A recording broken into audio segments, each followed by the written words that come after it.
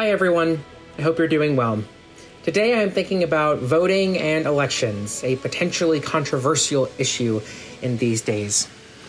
Today, as you may already know, is the 55th anniversary of the passing of the Voting Rights Act. And I was curious about this act, and so I did a little bit of research. And according to the U.S. Department of Justice's website, in 1965, Congress determined that the existing federal anti-discrimination laws were not sufficient to overcome the resistance by state officials to the enforcement of the 15th Amendment. And so on August 6th, 1965, President Lyndon B. Johnson signed the resulting legislation, the Voting Rights Act, into law. Now, most of this language does closely align with the 15th Amendment, but it did ensure that all people were able to vote, regardless of literacy tests at the time or regardless of really anything else.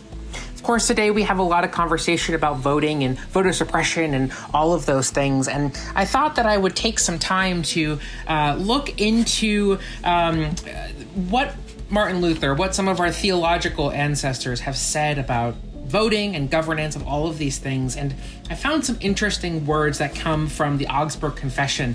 The Augsburg Confession is kind of our list of theological understandings that we as the Evangelical Lutheran Church proclaim and confess.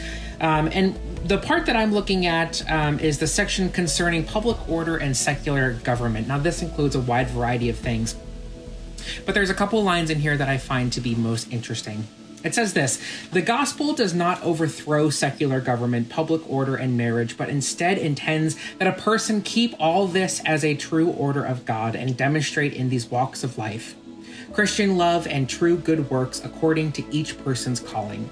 Christians, therefore, are obliged to be subject to political authority and to obey its commands and laws, and all that may be done without sin. But if a command of the political authority cannot be followed without sin, one must obey God rather than any human being." He pulls that from the book of Acts, chapter 5, verse 29. I think that's a really interesting theological point. Today, we are asked a lot of interesting questions, and as our election cycles continue and our next state primary comes up this coming Tuesday, I am often led to wonder what kind of questions we should be asking as Christians when we are thinking about the decisions we are called to make when we go into the voting booth. And so I encourage you to reflect sincerely on this as our election cycle ramps up again. What are some of the laws that you think are being enforced to the detriment of the sinfulness of the human heart? It's a hard question to ask and definitely a controversial one. And I'm not here to tell you which one is right and which one is wrong. I'm certainly not here to tell you who to vote for. What I am here to tell you, though, is that voting is important. And there's a lot of people throughout history that have fought for the right to vote.